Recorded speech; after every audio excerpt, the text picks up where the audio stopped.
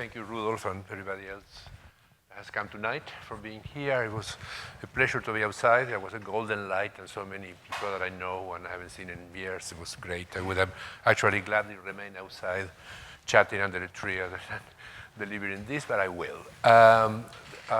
It's very ambitious of you to invite both of us together to speak because we both tend to speak lengthily. So I will try to compress things, be a bit aphoristic, which I don't mind because I like clear language and to the point, but we'll see if I can make it. So we call it, for the reasons that Rudolph just explained, one's ounce calls to order in plural, because we have done many.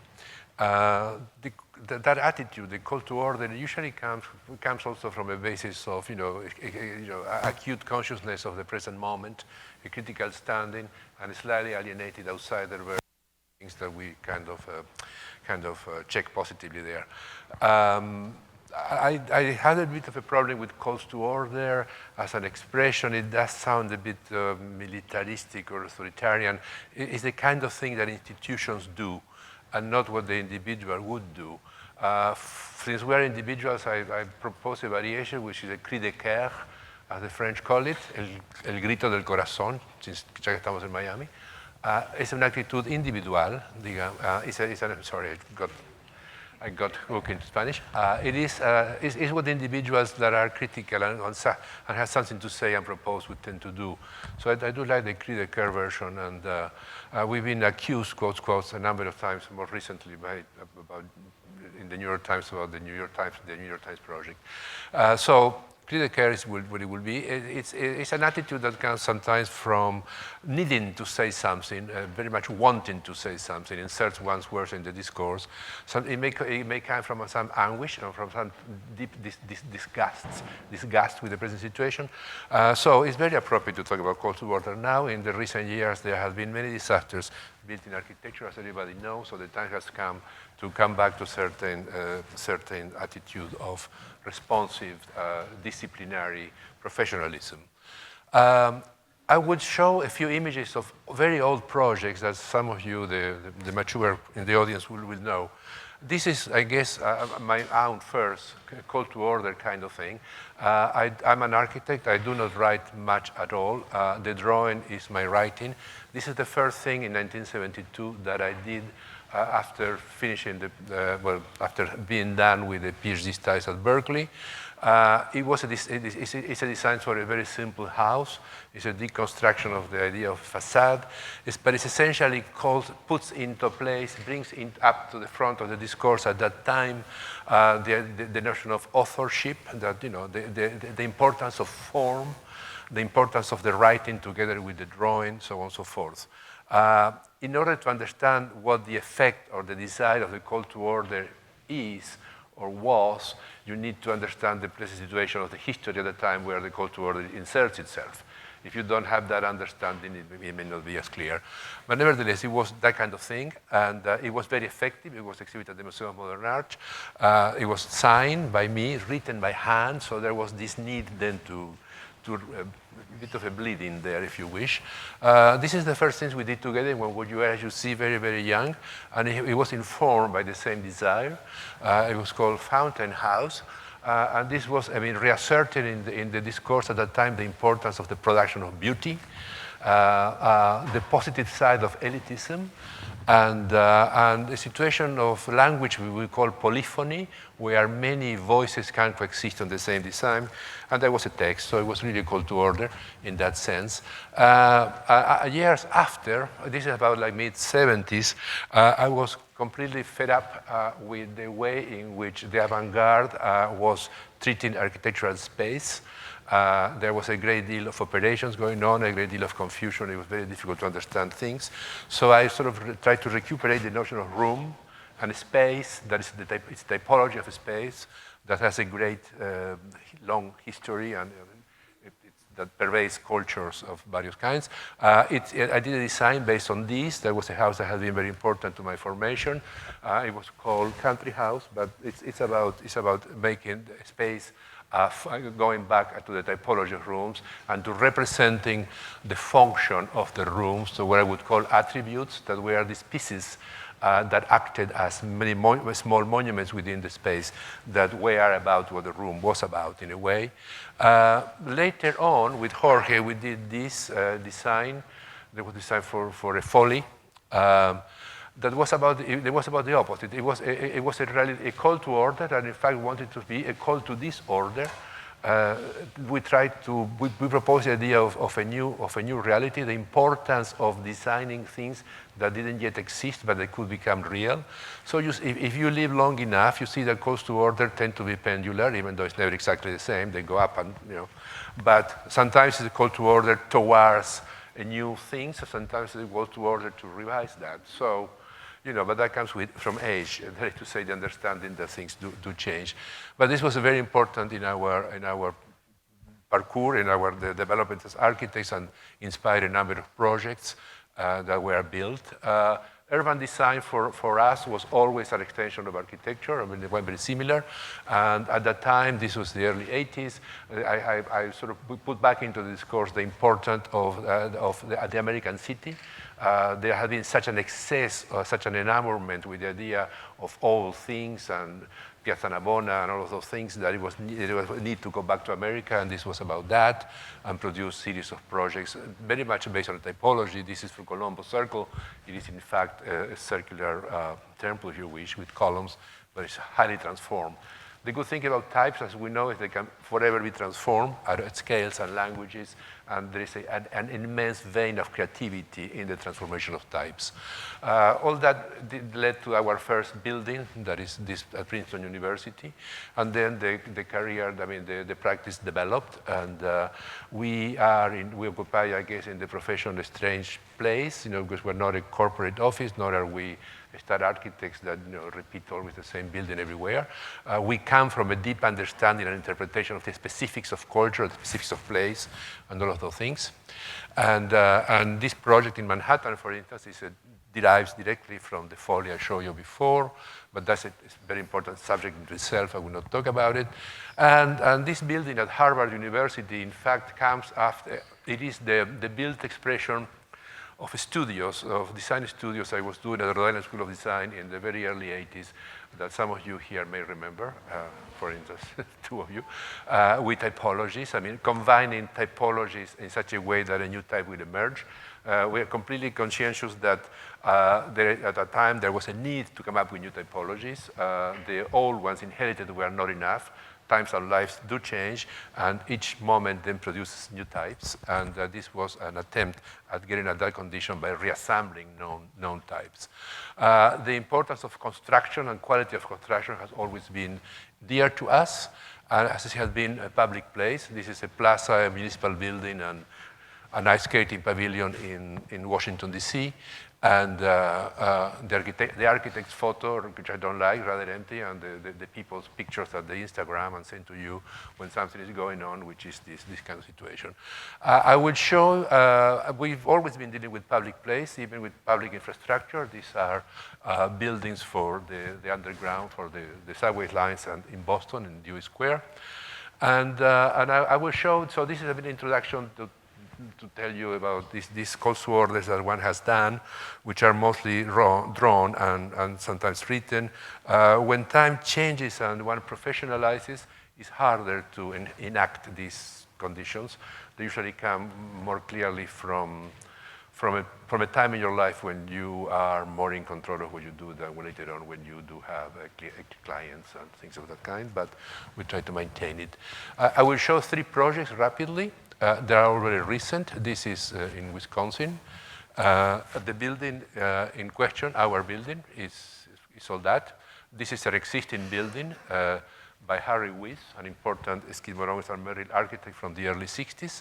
It was the original museum. The museum was an object building, as you can see here, and it's a difficult building there, with a completely negative ground level, very unfriendly and enclosed and dark and not transparent. A building here being torn down. The potential from a front plaza, the potential for a pedestrian mall leading to the lake, and a courtyard in between. This is a view of the building. I want you to pay attention to the detail here of that building, the way in which turns the corner, which makes adding to it particularly difficult. Many stories or can be said, many things can be said about this. What I set up to do here essentially was to change the nature of this building. It was a nasty object building that was doing very negative things to its surrounding. And the idea was then to use the expansion of it that doubles its program to in a way change the nature of the object and turn it into an urban piece, a tripartite urban piece with public space in the center. So we are sort of transgendering, you might say, the object type into and making it behave totally differently, and has a space in the center and wings and all of those things. So the diagram is of that kind. This is the first representation of the idea. This was drawn actually in order to obtain the commission. This was, I went to the interview with this already done. So since day one, it was clear to me that the way to act with this was to really, as I said, change its nature, if you wish. The first floor, radically different. Overall, this is a wall with two doors. Ours is very transparent. It's a glass entrance. There is a lobby here, a temporary exhibits gallery, an auditorium, a bookstore, and a transparent building around it. There's a mezzanine. This room is an object study building, which is that room, and then this is the ballroom, which is that. And through the windows, you see then the old existing building and the mall in between. And the plan that really does it all, this is it. This is the plan that represents the project. As you can see, we're taking the same classical structure of the existing plan, but I would say improving it. I would like to say that this plan is better than this plan. It is better resolved with more assuredness and without any guilt about its classical conception in a way. And it does then for a great move around the thing. You arrive at this moment here, and then you can circulate all the galleries and then do those and come back, as you can see in the upper diagram. The section is key. I would like again to reinforce that moment in the buildings make contact, and the fact that because of that detail, one is forced to have some steps there and change the level of the floor. Otherwise, it would have ruined the architecture of that situation over there. It's always very clear that this is old and this is new, and that's a way of touching but not touching. It's the same stone, but the stone and the pattern begins to transform itself and ends in a kind of fluted situation there. This is copper for the skylights, and then this is a bronze panel for a temporary exhibits gallery. This is the entrance, and then this is the main gate to campus, if you wish, and articulate a relation between the city and the campus. Again, the entrance. Temporary exhibits gallery has pretty interesting corner windows, and the lobby is in the middle, bookstore, and so on and so forth. I will move around the building with a series of pictures that describe these volumetric conditions. These pictures were taken at a time when this is a very large video screen that is not installed in this moment, and it activates and makes the contents of the collections and the videos, the exhibiting of the videos outside for an interesting, vibrant entrance to the campus. This plane is all important. It's a continuous ceiling plane, which is the base of the third floor that seems to be deposited on top of the previous two floors, and the loading dock, and then you arrive here then to the mall. This is a very large window there because that gallery contains a glass collection, and the public space, which has become really a destination in town. People go there, they gather there, so on and so forth. It's become very, very successful. It has a special stone floor that is treated almost like a carpet. You see that bends, gets in, makes the lobby, and climbs, and take you to the galleries, and a bench. And in here, then you see this floor that makes the steps and climbs. And talking about this detail again, that takes me to the third floor. This is the entrance to the temporary exhibits with the corner windows, you can see. The gallery without subdivisions, which is very unusual. It's just that at the moment it was this way.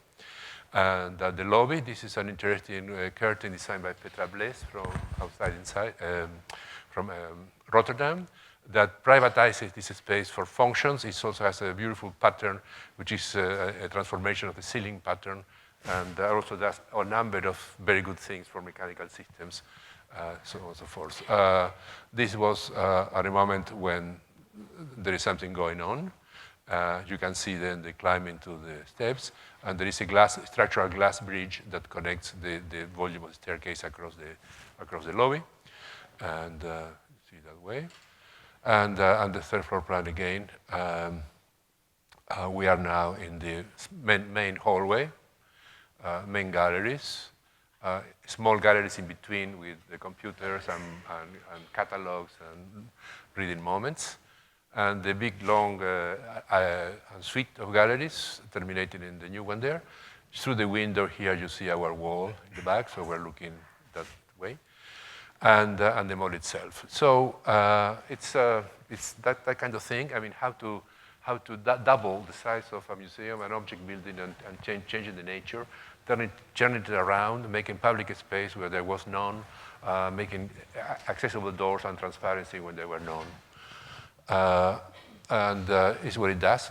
It's like a great gate, and the scale, I think, is right. It's a big bumper type of thing, no? That faces the square. This is something we just finished very recently, a few months ago. In fact, it's a small college in New York State. Our building is in red. This is the old campus, State Road going by, the new part of campus.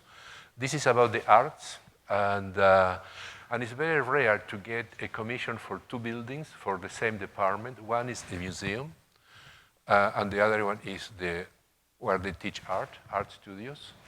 And so we took that, the uniqueness of the commission as an excuse, if you wish, to do two buildings that are buildings that talk to each other. I mean, in the past, the relationship among buildings where the objects or fabric, the way it was more intense. I mean, there has always been a history of a dialogue between buildings, particularly public buildings. That we lost with modernity, and now this is about having very contemporary modern buildings that again engage in a strong formal dialogue from one to the other. And the fact that it's for the same department, the art department makes that very clear. So this is the concept, if you wish. In the museum, there is a central space here. There is a lobby. And in the art school, there is also another space there, which is the art gallery. There are those two spaces, which are precisely identical dimensionally. And they are both rooms. They are placed across from each other. In the middle, there is an important landscape with a pond, so on and so forth. And this is, in fact, strictly very neatly derived from the pedagogy at this institution. They do teach art appreciation to all of the freshman students, and regardless of their future college orientation. And they do that through the study of objects. So they have a collection of objects that constitute the foundation for the first year. So the museum for them is very special. The storage of the collection is the most important thing. So we put, in fact, that collection at the entrance to the building. So we completely get the traditional museum type upside down, where storage is usually in the basement or not seen. Here it is on the lobby, and it's basically there.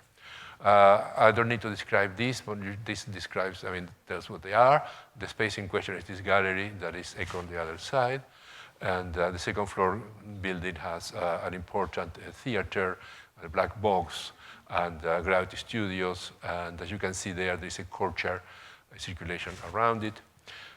So this is the building. It's a very simple one. It's a glass building with the cast concrete elevations, fast wrapper around that shows here and there. The theater volumes are made out of stone. This is an important house, even though it's not shown, by McKee, Mead, and White, where the art history department has its faculty offices. And then this is the side. These things are very delicately done. This is not dirt or humidity. It's in fact the design. There are indications of these trees also represented very subtly in the treatment of those panels. It's difficult to photograph, but it's very effective depending on how the light hits the panels. You see that there too. And I will have a series of pictures then describing the building around it. The transparency at times, of course, is an opacity. The connections to the lawn are very direct. You see here the art gallery that speaks directly to the lobby in the other museum. And it's important perhaps to indicate to you that the museum is there, and that's the central space that is talking to this space. The entrance to it, this is the axis then that connects museum and school. The entrance, that. So this is the gallery. We go up to the theaters this way. There's another important curtain there that performs a series of closures that make the art gallery more function better. These are pictures of the first floor, the different studios. The transparency is very, very effective, and the use of the lawn has become also a very important part of their outdoor activities. This is the gallery. And up to the second floor, there are some things done with transparencies, with a new material, like these very large panels, which are visually very interesting, and connection of both. The corridors, the art studios on that side, lounges on both sides. These two bridges are two different lounges. The Gravity Studio, the theater, which is experimental, and such as an experimental theater. And then the museum itself, and now we will see it rapidly. This is the lobby, which is also the storage, the collection storage. It has a very simple plan.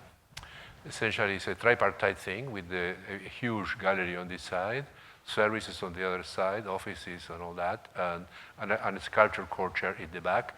The public traverses this space. This is taken to the campus path, so movement through it is encouraged at all times, and it happens very effectively. The museum is sitting, as it were, on a path, and on that path is the collection, and the collection is fundamental to the teaching of art in this institution. The second floor is, again, rather plain. There is a classroom here that cantilevers, and the seminar rooms, the curatorial offices, and then you see then the glass boxes where they constitute the collection. This is the section through it, and at night. The central volume is terracotta, brown terracotta. The light volume is a cast concrete panel. This is the side of the gallery. And the sculpture court in the back with a bench in the foreground, and the gallery itself. And then this is the main space then with the collection, a lounge there, the courtyard, sculpture courtyard in the background, and behind is the classroom, and this is the space. This is the classroom there, and the entrance. And that's then both of them. This is a piece of art, and hanging from a dot there. And I think it's very effectively placed because it accentuates or reinforces the connection between the two things. So essentially, it's about this ensemble of these two buildings with the landscape in the between, and these two brackets of space, these sort of bookend spaces, which are about art. In one, you learn how to do it, and the other one, you also can exhibit it. This is a project, and the last one of my series that we got about 2 years ago. It's in Vietnam, and it is near Ho Chi Minh City, near in the direction to the airport. It's over there. It's for a Vietnamese German university. It's an institution that has been working there for about 10 years in buildings in rented buildings that is now designing a new campus thanks to the World Bank. We got this through an international competition. We need to deliver the first phase, which consists of 19 buildings in about 2 years' time. We're working very extensively on this. We set up to do, this is the site. Could be anywhere. If you tell me it's Texas or Argentina, I would say yes. It's just the kind of contemporary sites. That's the way you get to it. And it has a drainage canal going through that goes to the Mekong River. And it's for about 12,000 students when it's completed. It's this large. And then this is the shape of the site, which is about 50 hectares in a corner there between two highways. Couldn't be more generic. And it sees undergraduates, and there are graduate students and PhD students, and this is the proportion of program that each of those functions will take.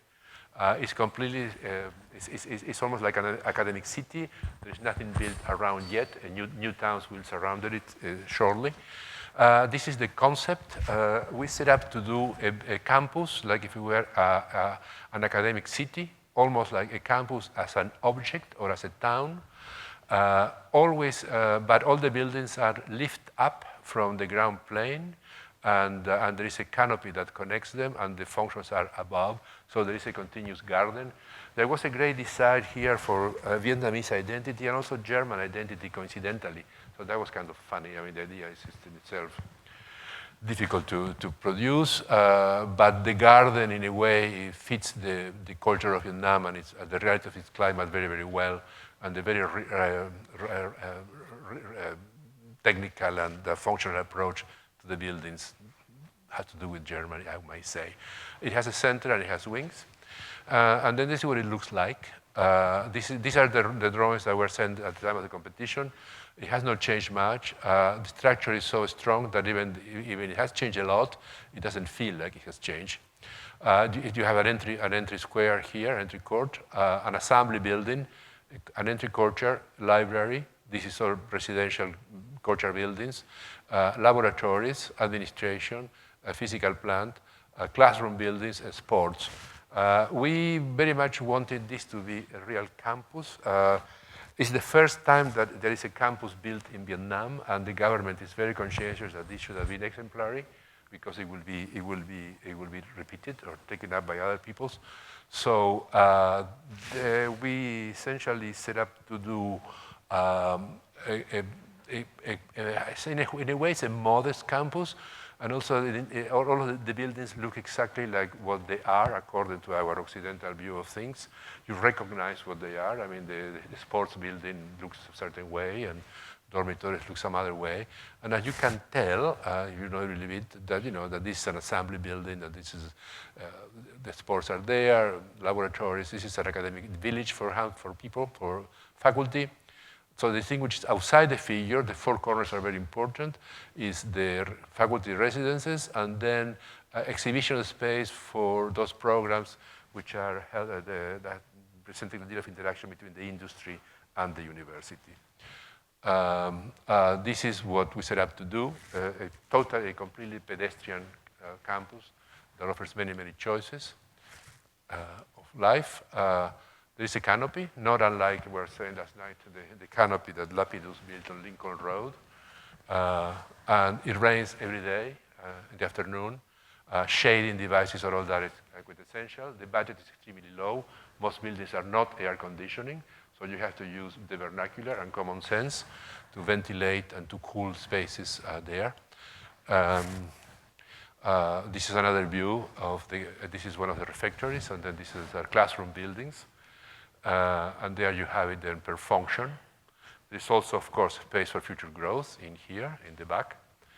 And a great variety of green and garden spaces, interconnected and given the center of those kind of districts there. This is what happens under one of the laboratories.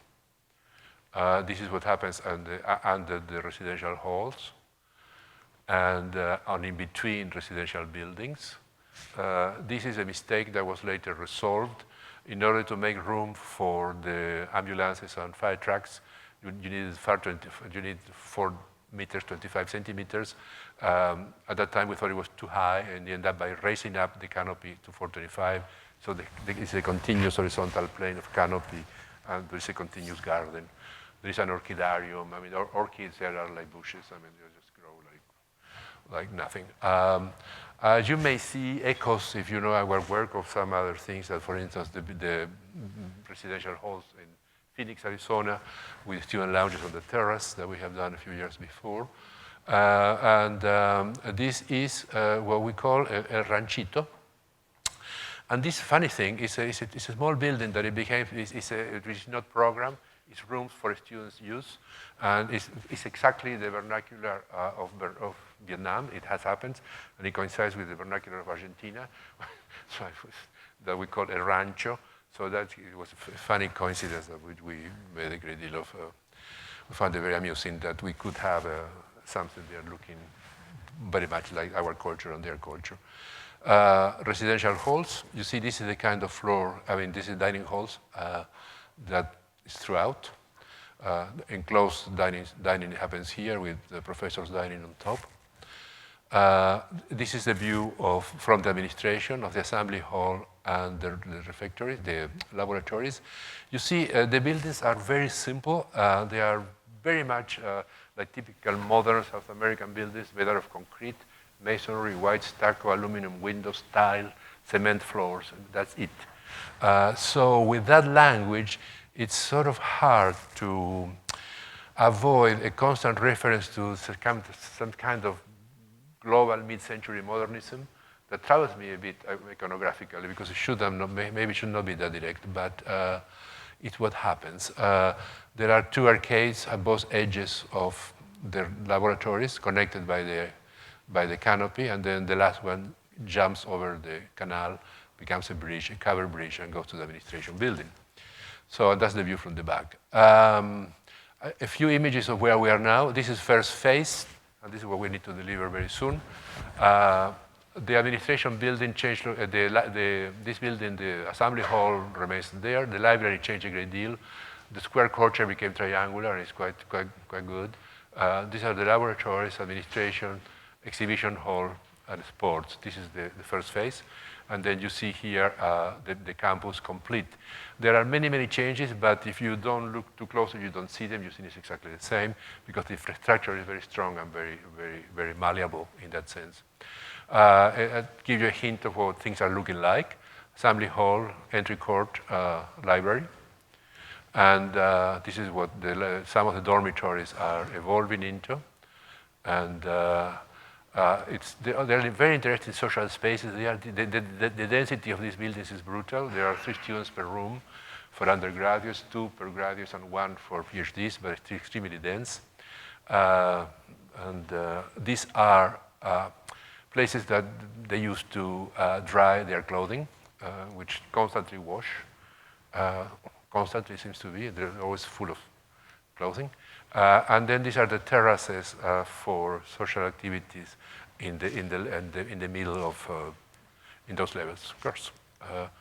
And this is what the first phase will look like when it's finished. So that's that. I think I will leave you with this of Vietnam. And I will show you some images without explaining our first Florida project. I always wanted to work here. It took about 30 years. But we have one. We're working for the state of Florida in the city of Sarasota, adding to the Ringling Museum. So I will not explain it, but I want to show you, I will leave you with the beautiful images of the materials that we are deploying there, which got me very excited. This is as it exists. Our site is there. And it's a complex project. The site is here. A great deal of it, more than half, is the remodeling of this wing that was empty. And then there is a pavilion that is new. The client, that's the site, always wanted the pavilion to be very different. They thought they had enough pink and enough stucco, and they wanted the pavilion to represent the collection. The collection is mostly stone. There's a lot of jade and ceramics in it. And so this is what we found. This is what we grow, and in remodeling on that. And see, here we behave tongue-in-cheek. It's just like it would have done before. And then we make a pavilion, which is also on pilotis, and it's 2 stories, and it has an entry court below.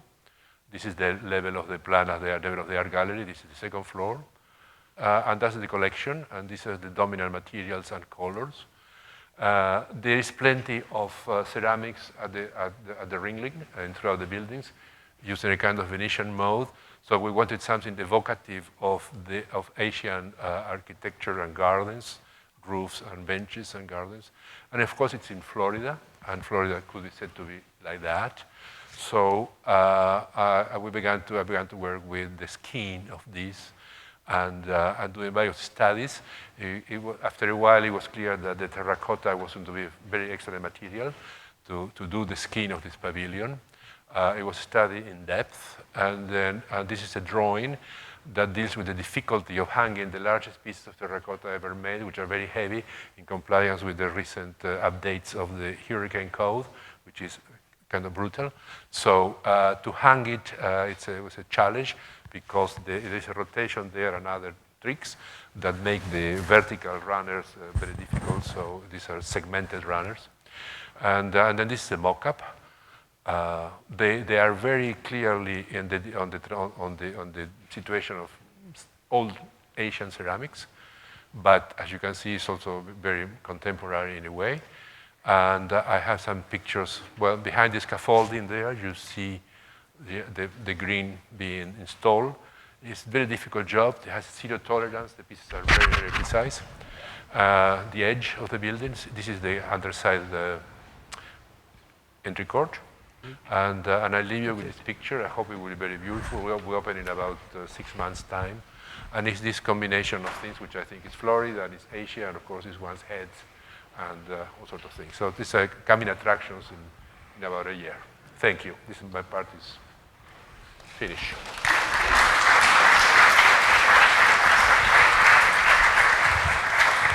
Hello. We've really never done this before. It's kind of difficult because I want to talk about these projects too, but I can't. So, I am going to take a different angle, not to elaborate too much on the theory of these lectures, but to actually see the application thematically. But I want to go over a few old projects and a brief view of what is current, and then to concentrate on 2 projects.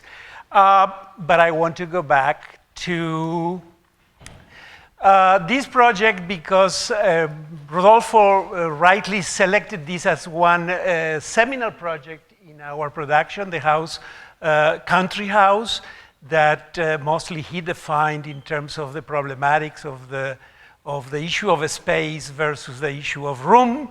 And at the same time and in parallel, I design and begin to get involved. These are exactly contemporaries in issues of the vernacular, which have been a kind of hidden passion in my life. And after a wonderful vacation in Tunisia, and when we came back, I decided to begin to conceive of how to respond to this kind of architecture. It's a very is the probably first Palladian Arabic house, but it is also in the tradition of the vernacular, as Palladio was, as we all know.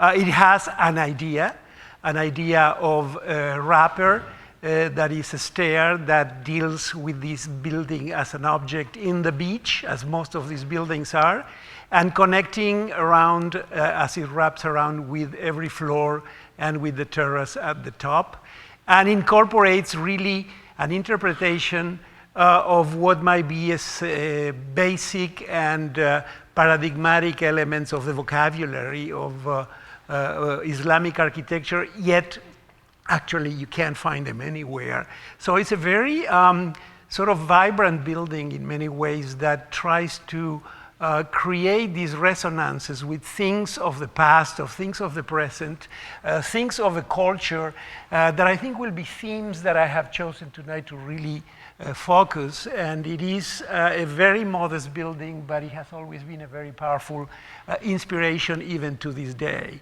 The other building I want to bring here today is another object building, one that actually does create or sort of investigates the idea of the urbanism of a building, how a building creates a city, if you wish.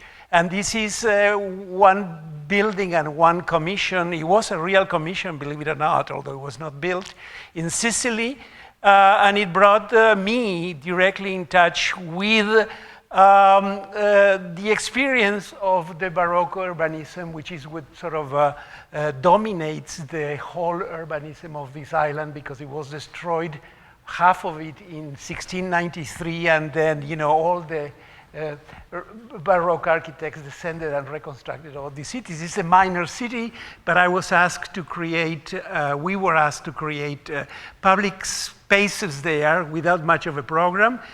The inspiration really, among many other things, came up from a piece of architecture, from a monument. You can see the fountain at the bottom. This is a real fountain for animals and people, but also is a view into the landscape. And that allows us to really focus very clearly, not allows us, but also guide us, the idea of visuality, geometry, and optics into the organization of this area, with 19th century area of the town, to create the public squares, but more importantly, to identify one element, one point of intersection, that point, which is this, where we put this tower. This tower is a very special one because it is really an optical instrument, one from which it focuses on the historical elements, historical events of the city, buildings or historical events. And it does that through a system. It's a very rudimentary in many ways. There is no elevator, there is a spiral stair. You go up, and as you go up, you focus with these sort of rudimentary telescopes in each one of those historical events. You have them there, the geometry and those views from some of those elements, and then the resulting very simple, talking about a typology that is pure. This is a tower. There could be anything more tower-like like this, and yet at the same time there is an intervention that alters the performance of and the appearance mostly of this tower, that it brings the city in at one point, and also it opens up into the city as an optical device. Many interpreted this, and I bought that interpretation. Our friend Perez wrote an article about this, and what I like is not necessarily the figuration of this, but the idea that the city receives, you know, these almost violence of the city, but registers that in the building itself. I just going to show, so you get an idea of the scope of the work of our office with our Marcomi, of some of my favorite buildings that we've done in the last few years. In Beirut, which is going to come back in another version later of our interest in the old city and in cultural heritage. Another institutional building. Our recent intervention in New York for New York University in Washington Square Park. And I'm showing these buildings to show you also that our constant reference to the city and the urbanity of our buildings, both in this case, even in terms of materials and how we address that, and also how we bring some distance from the conventional in dealing with very conventional typologies. There could be more conventional than this building in itself, and yet what it does, how it deploys its skin, is actually very different than anything that is in the city at this moment. A very recent building, the Visual Arts Centers, which is in the poster. I thought to show it, a very interesting cold weather type of building. I'm not going to go into details. But one typology that, or I would say one program, an institution that we've worked quite a bit, is museums and associated programs. And that's, I want to narrow them down into that category and talk about the field, if we can call it, of cultural heritage, which somehow, as we have evolved and we have getting commissions, have become a field of interest of our office and on which I have really worked directly quite a bit. This is our first work literally on an archaeological site. Archaeology has been a kind of a temptation all my life, even before I became an architect.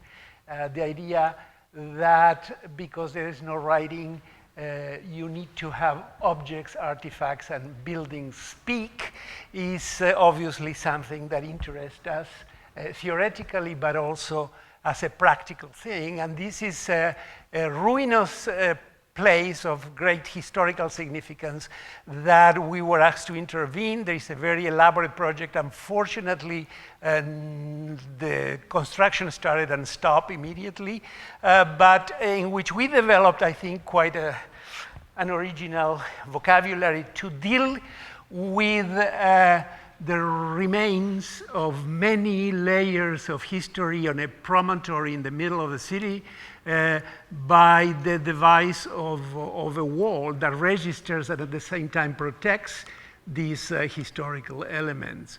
But I'm bringing this because this is the plaza as it would have been, because that brought us more and confronted us with the issues of archaeology and got us even more into the contemporary problematics of cultural heritage.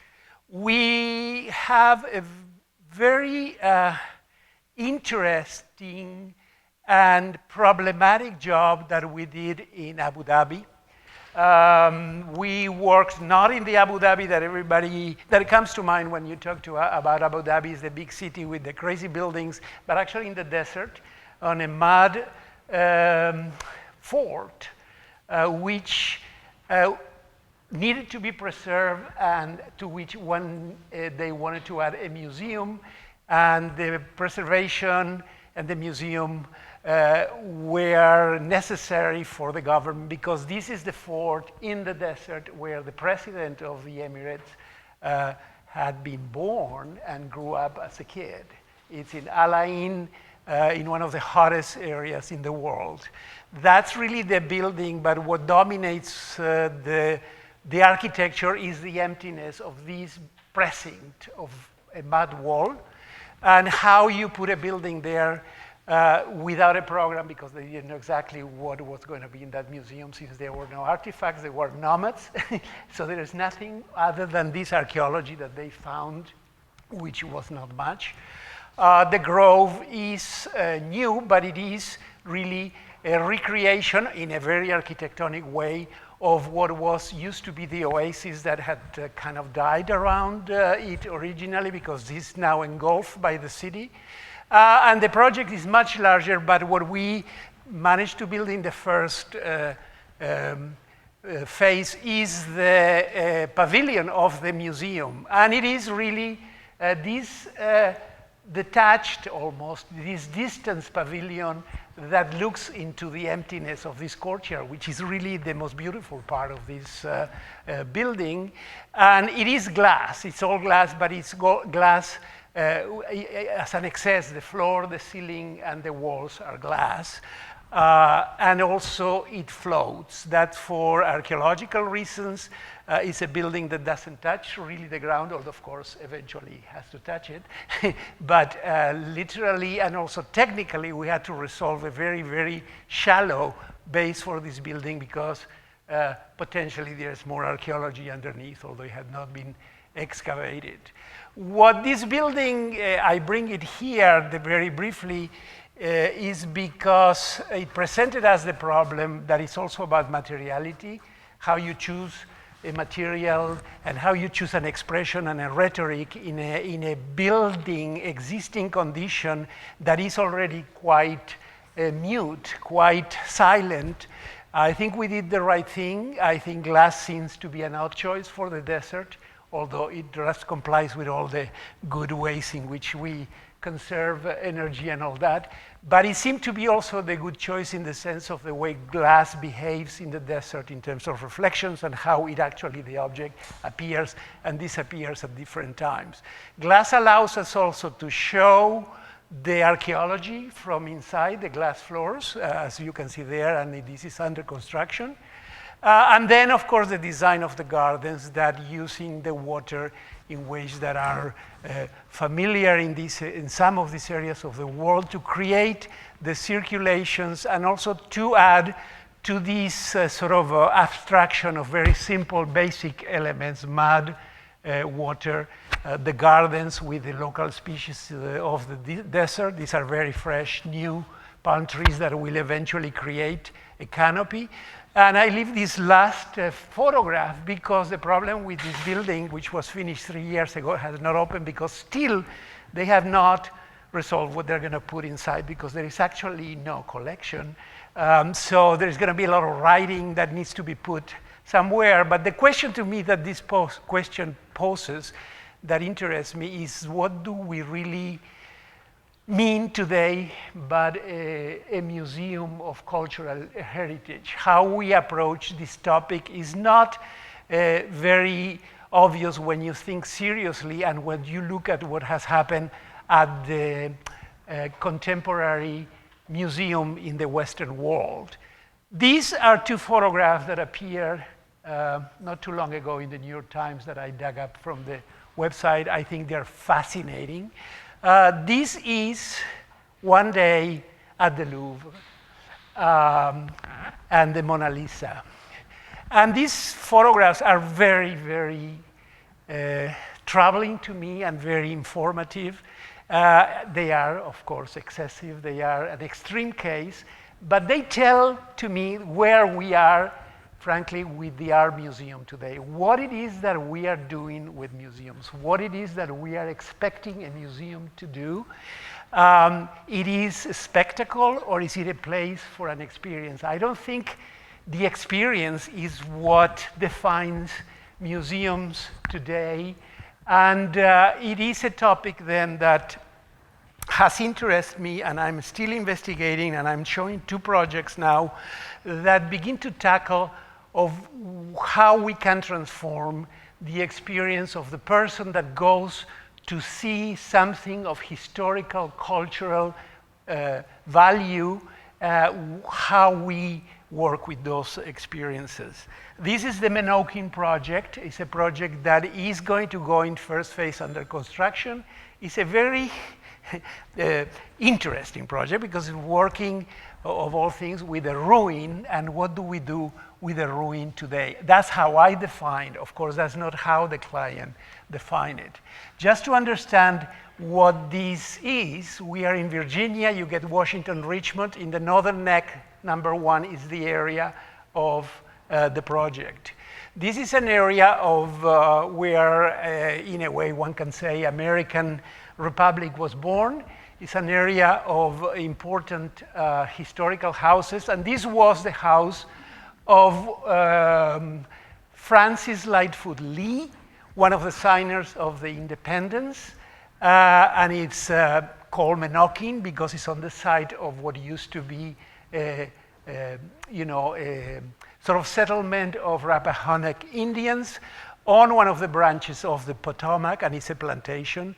It was a modest, sort of a Palladian-inspired composition, and it lasted only for one generation because the Lees of this house didn't have any children.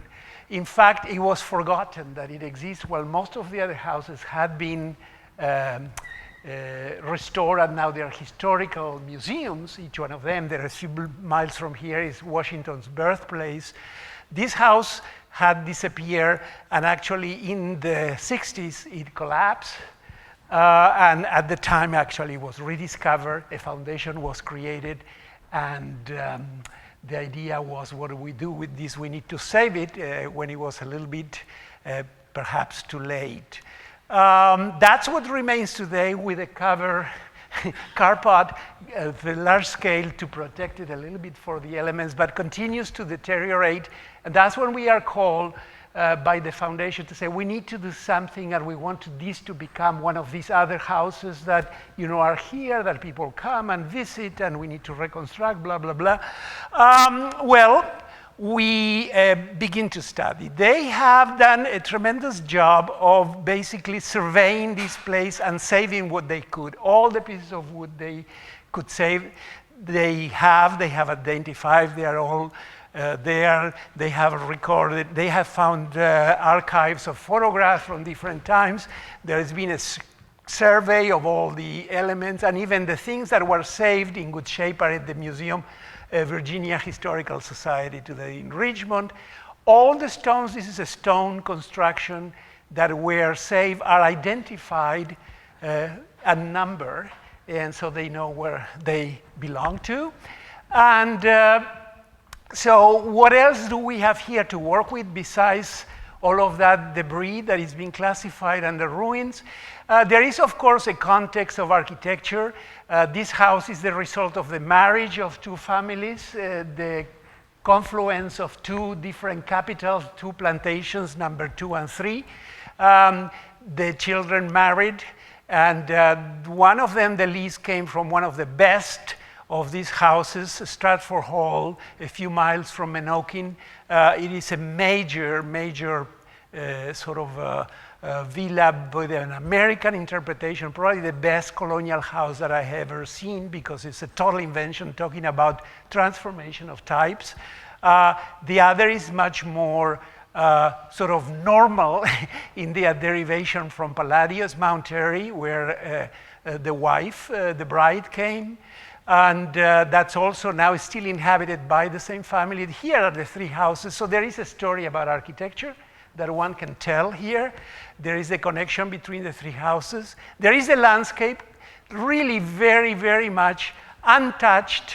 It's a large property where the field, the agricultural field, where the plantation, really the source of their income was. It was a tobacco plantation. There is the forest, and then there is the river. An amazing sort of landscape, a natural landscape with the flora and fauna of great interest to exploit as a destination for cultural heritage. And on top of that, of course, there are all the other historical sites of this very rich area of America that could create and incorporate Menokin into this circuit. So the potential there is quite great. There is also the history. There is also one peculiarity that I didn't know, and that is fascinating, because this site has not been really touched much. The remnants of very sort of strict, clear work in the landscape with the creation of terracing, square terracing, sort of moving in the diagonal. You can see that a little bit there, the marks. You can see that. It's a very, there. It's a sort of a unique feature of which a lot has remained, and which opens up to the harbor in a diagonal from the house. And that, is another element one plans to recover and present. I mean, there is in fact a lot of technology involved and a lot of traditions at that time of creating landscapes that are sculpted in this way. So we began the reconstruction of the geometry of these places. That actually the survey we did.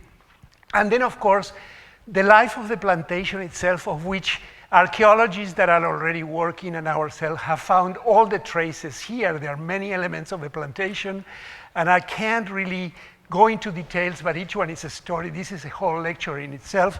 But that's the plan of all the elements that more or less haven't been identified. They are not really quite visible, but the archaeology is there. And one of the programmatic interest then is to create this as an active archaeological site for visitors. But then the issue comes to the first job, which is what do we do with the house itself, which is a ruin. What do we do with ruins today? Well, if we had let this go in the way they had conceived, probably this would have ended up being a reconstruction of the house. For us, there was no point, and it was not difficult to convince. They're fairly intelligent people. This is not a great house to begin with, just a very modest one, and the 2 that are neighboring here are so much better that there is no point to having yet another one and reconstruct it and bring it all the things and the highboys and the furniture and the people dressed as in colonial times, serving tea and faking, life there. how do we then go about a ruin? I brought then here my interest in history and what I would do with a ruin, which is what, you know, most architects did, and certainly those of the Renaissance.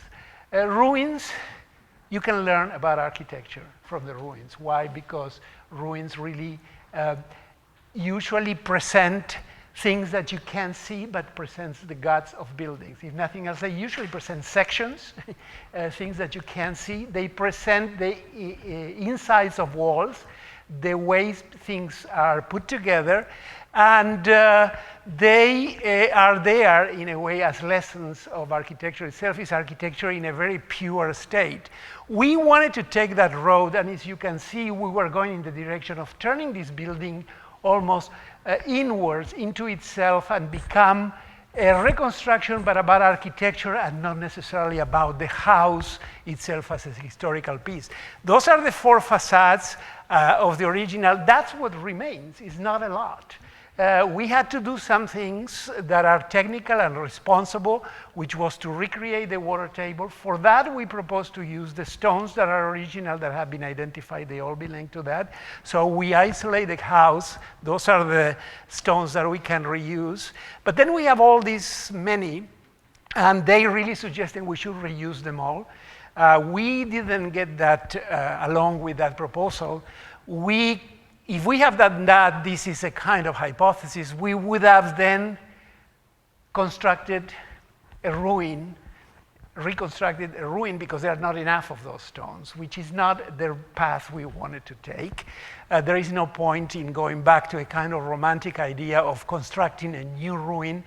Rather, we wanted to use judiciously a few of the most important architectural element, in this case the window surrounds and the quoins at the corner, to recreate with the original material enough of the key elements so that the size and the sort of a configuration of the house will be brought back. So that's actually how much we propose to use the old material. Just on this wall, this will be that is as much as we go. And then the rest, we took another view. That would have been the original wall with the windows. And of course, that wall, mostly 70% of that wall is gone. Yet, that's the interior. And the interior was part of the program. They wanted to create a space that visitors can go and could be comfortable, you know, and protected from the elements, from the winter and from the heat. So this idea is how you build interior space without walls. Art came to our help. You probably know, some of you, the work of Rachel Whitered, who really have created this wonderful, many other things, but some of them have been these the kind of reverse the mold, using the house as a mold to create the interior, and inspired in this kind of concept of the reverse, we decided to build the interior without the walls, which is, of course, because it has to be occupied, it becomes that surface in red. And then to, yes, bring back the overall shape of the house in glass. And of course, once you see these arrows, you know that all the issues about sustainability and climate and all of those are being respected. This is a master piano, always shows these arrows, and everybody goes, oh. So I just put these arrows, and it works that way, it's true. And so what the process will be is to do that reconstruction with the existing material. And then this is the new stuff. This is this sort of a structural cage that comes in, and that finally stabilizes the ruin because it goes all around and grabs the walls that are falling apart. And then that then is covered with layers of different glass, with different glasses, with different transparencies. You will see that. This brings back, you know, some histories of buildings in which, you know, that cage structure really is actually a very important thing that we want to actually show as a process of conservation. So now with Photoshop, we can present the process of this house.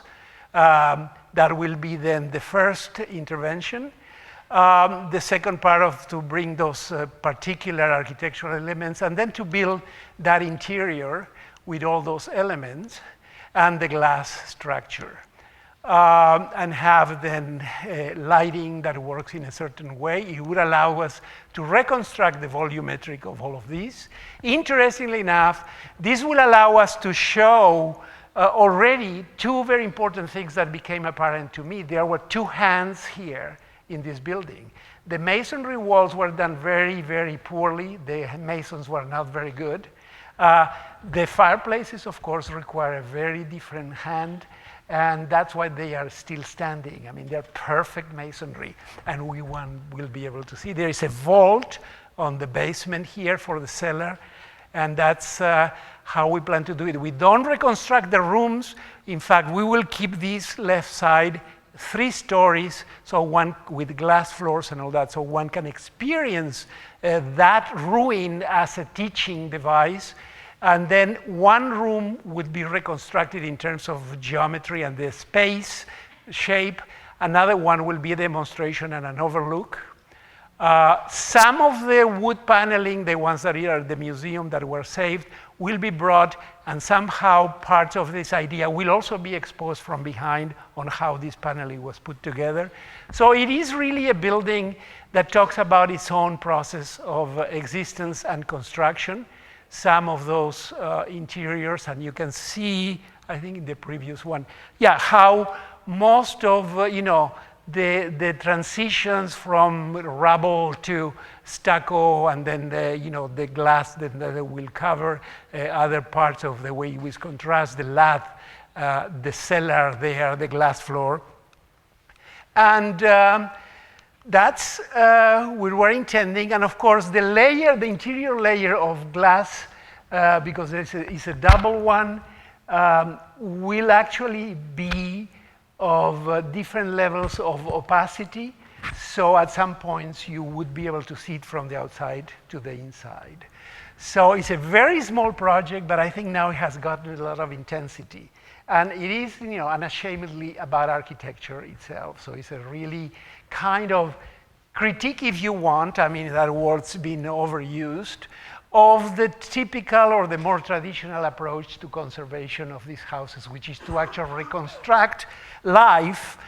This is actually to reconstruct the only thing that can be reconstructed, which is actually the materiality of this house, and then as a didactic sort of artifact to show how this is put together.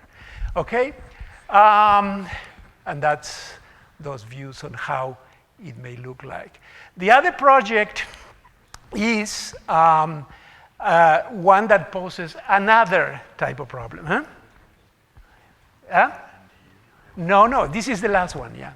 And this is the most interesting one. Yeah, sure. I mean, it's only 30 minutes since you finish. We said 45 minutes each. So this is a very new project, and it brings us to a region that I didn't know, even though I'm from that country, that is in the northeast of Argentina, and it's an area that covers Argentina, Paraguay, and Brazil, and is the area where Guarani is spoken. It's an area defined by water in all these manifestations and what they generate in terms of flora. The geology creates particular conditions, but it's been a way of life since before, obviously, the arrival of Europe in South America and until today. It's defined by a language. That's the area where Guarani is spoken today. Guarani is the official language of some provinces in Argentina and the whole country of Paraguay. It's a live language, not just spoken by an ethnic group, by everybody. And that's one of the interesting things. The only pre-colonial language spoken by everybody and not by an ethnic group, with their own crafts. And also an area defined by a particular way of colonization and intervention, which was not by the Spaniards, not by the Portuguese. It's on the border between the two countries, but by the Jesuits, which organized agriculture, the economy, and the urbanism of these areas. There are 30 missions that they live there and organize this territory for 150 years. And today, we still see the traces of that way of life and of that way of organizing spaces. That's one of the drawings of one of the missions. They're all pretty much the same plan. They all were about 5,000 to 7,000 people, and these ruins that now remain in the middle of the jungle in stone with amazing translation of Baroque ornamentation into a very particular local language. And of course now the convergence of nature and that occurs on one of the largest aquifers of the world, the Guarani. The second largest, as some say, is the first one, that's that region. And this is now the hottest place on earth for hydroelectric dams. So all of these problems come together and are defining really a way of life, a future, a history, a language, and how then we deal with cultural heritage here and how we approach this. This is something that I want to bring because it's very important to understand what's coming. I'm teaching at Harvard. At one block is the Fogg Museum when we find this kind of artifact. On another block, on the other direction, is the Peabody Museum when we find this other artifact. When you read the two descriptions done by Harvard standards, they define the same type of artifact. It's ceramic. It is container of water. It is usually found in funerary tombs or offerings. And yet one is in the art museum, the other is in the ethnographic museum. One is art, the other is evidence of culture. How do we approach today the museum of cultural heritage? These are just definitions and things that led my thinking. What is important to notice is that the museum usually has been defined overwhelmingly by material culture. We're beginning to hit one of the issues that is beginning to create a crisis today of what defines an art museum. A cultural heritage really is, as we know, everybody knows that, composed by two things. The tangible heritage, let's talk about art, physical objects, and the intangible, the buildings and religion and music, oral traditions, linguistic expressions, sociocultural practices, performing arts, modes of knowledge, and aesthetic traditions. For that, we have a new quantity of an arsenal of elements on how to deal with intangible element in the museum. Again, we know some of the things to which we in this particular part of the world want to incorporate also gastronomy, and these are all things that actually are coming into the program. And finally, the site on this new periphery of the river that has been embankments defined by the hydroelectric dams. But once we get into the river issue, we realize also that culture is inseparable from nature in these parts of the world, if not everywhere. So our museum that we were asked to design will deal with tangible heritage, intangible, but also with the environment as inseparable. The site is a very prominent site. The actual profile, man-made, as I said, when the waters rose, the level because of the dam that is down river, is this point. And it is just in the middle of the river, as it were, visually, seen from Argentina on the south, the city of Posadas, and on the upper part, Encarnacion, which is Paraguay. And from very prominent points, where a building ought to exist. Given this particular condition, the issue of iconography and how the building exists as an icon are almost impossible. These kinds of paradigmatic examples come to mind. So we knew we had to design something quite important and iconic. That's the point really where it's important to understand the views. I personally was paralyzed on how to do these, because how do you put these, how you invent a new form when we are so typologically sort of oriented in our work. Rodolfo was very good at analyzing the potential of these lines as creating, you know, the receptacles that receive these views and the geometry that those things might imply. And from these 5 points, one generates really a pentagon, which is a very frightening form. And that's when back history begins to help on how to deal with the pentagon. What comes to mind really is the only pentagon building that I know. That is a good one.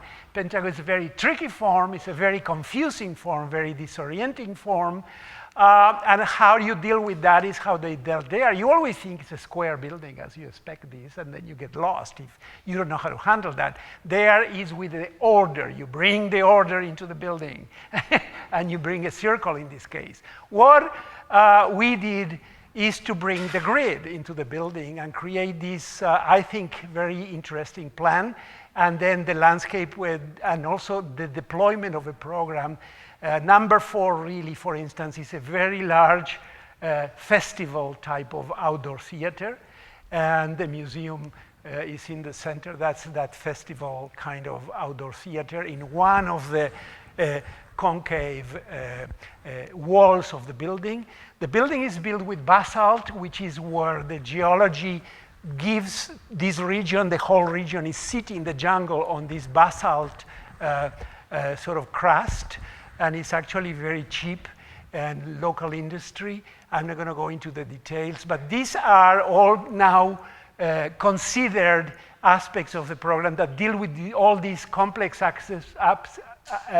aspects of nature, material and immaterial culture. There is a lot of that in the development of that.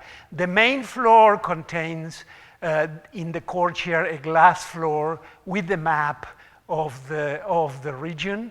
And then at the top, there is a garden, so bring nature there now in terms as a garden, with a restaurant, a major restaurant dealing with local gastronomy. That's the restaurant, and there you see it. And then a roof, the roof is the normal roof that you see there, but then there is a secondary roof of something very typical in some of these regions, in Brazil and Paraguay, which is the one to create a shade on the other roof and let the air go through and create the breeze.